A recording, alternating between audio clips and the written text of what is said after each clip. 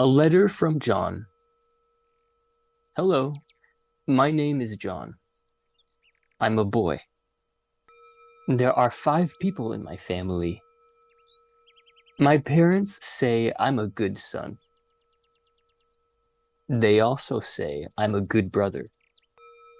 I have a mother and a father. I have 2 little sisters. I don't have a brother. My sisters' names are Helen and Emma. My sister Emma is a baby.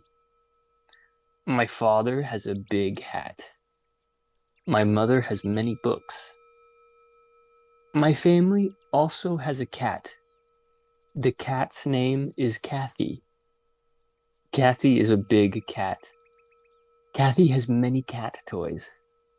Kathy is a happy cat. From John.